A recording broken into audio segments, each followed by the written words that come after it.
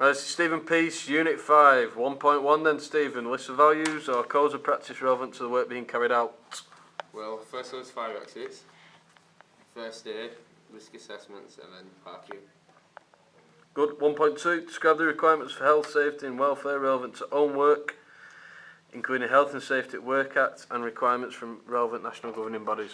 Well, there's a Health and Safety at Work Act 1974, and basically helping people in workplaces, ensuring that they know what to do, etc. Right. 1.3, identify manufacturer's guidelines and instructions for the use of facilities and equipment. Making sure people know how to use the equipment properly, carefully, and also maintenance checks and information processes like around the actual machine. Good. 1.4, describe why health, safety and welfare are important in an active leisure and recreation environment. Because, well, they're important because you have to be careful in an actual environment, an active environment. Also ensuring that any problems will be overcome straight away. 1.5, identify the persons responsible for health and safety in their own workplace. Well, people responsible are managers and the staff, like supervisors. Also they have staff training, so they know what they're doing. Good. 1.6, outline own organisation security procedures. Well, if any problems happen, for example abuse, make sure security procedures are available. Yeah. So problems can be dealt with, like CCTV, sign-in, sign-out sheets. Good. 2.1, describe the types of hazards that are likely to occur in own area of work and the accidents and injuries each could cause. Well, one accident could be like falling over a dumbbell on the floor if someone's left it out. So obviously you have to make sure that anything left out is put away. There's wet floor signs in case there's a wet floor, and there could also be fire hazards. So like you had the fire things got you. So like fire exits. Yeah. Outline how to identify hazards. 2.2. Could be identified by a daily check after and before equipment is actually used. This is to ensure any hazards taken care of. Also, there's a checklist. So obviously, just basically checking if anything's out of order and if it is, put it back normally. Yep. List health, safety and security checks to be followed. Well, basically it's looking through the gym and finding out, well, what's in place and what isn't. It's basically the same questions before, but different words, basically. Making sure machines are put away properly and nothing's in a bad state. Describe how to carry out basic risk assessments of the types of hazards that may occur. Well, security checks, firstly. Also, there's hazards like wet slippery floors, so like wet floor signs are put down if they needed to. Yeah. There's potential risks, so you have to check morning and night just to ensure things are in bad place. Right. 2.5, describe why it's important to get advice from a relevant colleague if unsure about hazards and risks in own workplace. Well, there's clean equipment properly, how to use certain equipment or machinery if they look complicated to use. There's control of substances like hazards to health. Just basically to prevent injury. Right. 2.5, describe why it's important to get advice from a relevant colleague if unsure about hazards and risks in own workplace. Is that one that you just said? Have we done that one? Yeah, I think. 2.5, right, sorry. 2.6, identify who to ask if unsure about hazards and risks in own workplace. Managers or supervisors. Right. 2.7, describe how to deal correctly with the types of hazards that may occur in own workplace taking account of risks. To outline problems and ensure they don't recur. So like, I don't know, basically just making sure problems don't happen again. So what could an example be? Somebody falling off a machine really. Like, so if someone hasn't been instructed on how to use the equipment, they could maybe do it wrong and then fall or hurt themselves. So obviously you've got to teach them How so to they use do it. it again. Good. 2.8, identify documents relating to health and safety which may have to be completed. Induction forms, checklists, and then there's a park queue. Yep. It's basically all you need to know. Outline how to complete the health and safety documents correctly. Fill them in appropriately, professionally, so it'd be a black pen in most cases capital letters. Ensure the machines are ready to use. Right, sign it, date it, yeah? Yeah. Describe what is meant by safeguarding and protecting the welfare of children and vulnerable adults, 4.1. Keeping an eye on them, ensuring they don't get injured, and looking after the vulnerable. Yep. Describe own role and responsibilities for safeguarding and protecting children and other vulnerable people. So things you'd be in charge of. Well, you're not actually entitled to like control the people, so you have to pass it on. Yep. List the 4 types of abuse. Physical, racial, sexual and verbal. Right. Outline the basic indicators and impact of each of the 4 types of abuse. The impact could be the children not participating, like they might feel inappropriate to actually like go on the machines or whatever. Physical, basically. So like, it'd be more physical abuse if or anything. Right. 4.5 now. 4.5. Describe the risks that individual abusers or potential abusers pose to children and vulnerable people. Risks like, well, they could actually get bullied in the workplace, say they can't do a certain machine. Other kids could actually like bully them. Also, depending on ethnicity as well, people could bully people because of their like skin colour and stuff. Right. 4.6. Describe organisational policies and procedures in relation to safeguarding and protecting, including the reporting procedures. Right, well, it's not actually your right to stop them or talk to the children, so you pass it on to the manager. Good. Outline what to do if concerned about possible abuse. Tell the parents or the manager again. Ask the children if they need. Well, you're not going to ask the children because it's not really your right, but you could maybe get the manager to ask the children or police if the actual needs it. Yeah. Describe how to respond to a child or someone else disclosing abuse or concerns about abuse.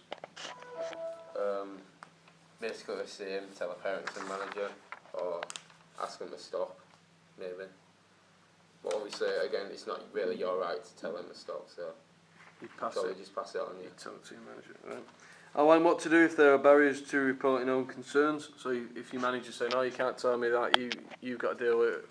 Well, you pass it on to someone What would you higher, do? maybe. Right. Like, you'd tell the police. Okay.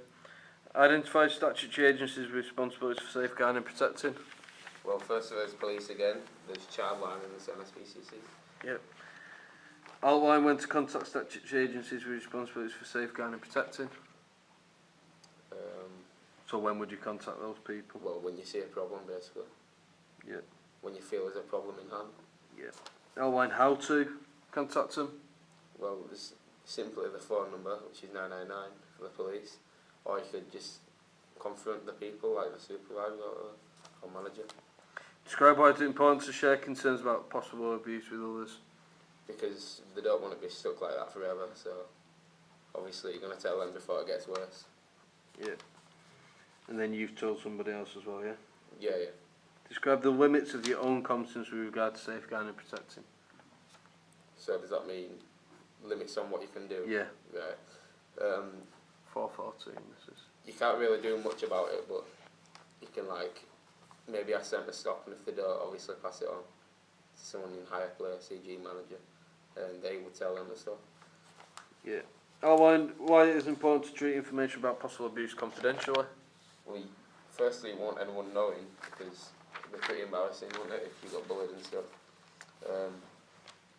Also, it's kept confidential because they already feel like bad from it, so don't want everybody knowing, so take the mick out of them, so Yep. because it could cause it to be worse than it is. List the types of accidents, injuries and illnesses that may occur in own area of work. Trips, falling, hitting head, breaking breaking bones by falling. Right. Outline how to respond correctly to emotional distress. Professionally, so you pass it on to like the manager or supervisor. Yep.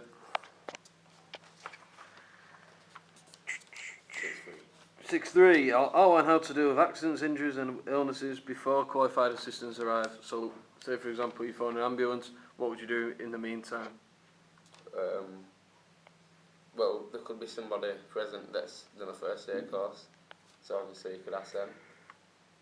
If not, just the ambulance really, and obviously you'll have some experience anyway, so you could ask someone else that's got experience to help you, because you can't actually help them, can you? You can help them, but To an extent, obviously. yeah, to an extent. Good. So, like, if they have a broken bone, you can't really push it or No. perform. Surgery, right? Yeah, No. yeah, exactly. Right, 6-4. Describe how to decide whether to contact the on-site first aider or immediately call emergency services. If you need to, then you call the ambulance, but if you feel that they could maybe make their own way to the ambulance station or hospital or home, whatever, then, like, only do that if you're worried about it. Yeah. But if you feel that they're okay, then obviously tell them. Yeah.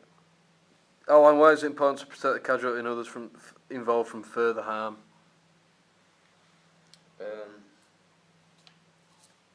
Sorry, repeat that, please. Outline why is it important to protect the casualty and others involved from further harm?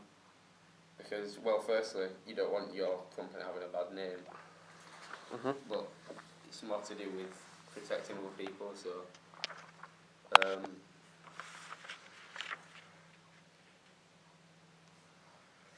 Yeah, that's alright. 6-8. Outline the procedures to protect the casualty and others. So if something happened, what sort of stuff would you be doing? making sure they're okay, firstly. If they need anything, like, I don't know, you call the parents if you need to. If not, ambulance. Outline why is it important to provide comfort and reassurance. Just talking to the person. Yeah. Well, firstly, if you talk to them, keep them talking, comfort them, obviously make them feel better because they don't want the problem to sound worse than it actually is. Yeah. So how would you do that? 6-10. I don't know, comfort them basically, just make them feel better. Tell them everything's going to be okay. Right. Outline all responsibilities for reporting accidents. So if an accident happened, what would you have to do? Where would you have to record it? In a file, wouldn't you? Like you'd have to. Well, What's that called? Can you remember? Accident what? Accident procedures. Report book, yeah. Yeah. Alright. Outline the procedure for reporting accidents. So what book would you put it in? What number is this, sir? 6-12. I haven't got that. So what's it called? The accident what book? I just said it a minute ago. Procedure, is it? Accident report book, yeah. Oh yeah, accident report book. Alright. Describe the emergency procedures in own place of work. Well, fire alarms, basically. Right. Different alarms for Right, yeah, different alarms. For different situations, good. Obviously. Outline what instructions must be given to the people involved in an incident. Say for example, somebody's collapsed on the floor. What sort of instructions would you give to the other people in the gym? So everyone to stay calm. Don't make the situation feel worse than it is. So obviously they don't want to be strained under more pressure. Because obviously they already feel bad. You don't want to make them feel even worse by everyone else freaking out. Right. Outline organisation reporting procedures for emergencies. So what do you do once there's an emergency? Which is this? 8-3. Call an ambulance, fire service, whatever you need, basically. Describe the types of problems that may occur when carrying out emergency procedures. When carrying out the actual procedures. Yeah. Well, maybe people that have mobile phones so they can't maybe call the ambulance. They could have nobody, like guardians. They couldn't have a guardian, so obviously it's just them by itself.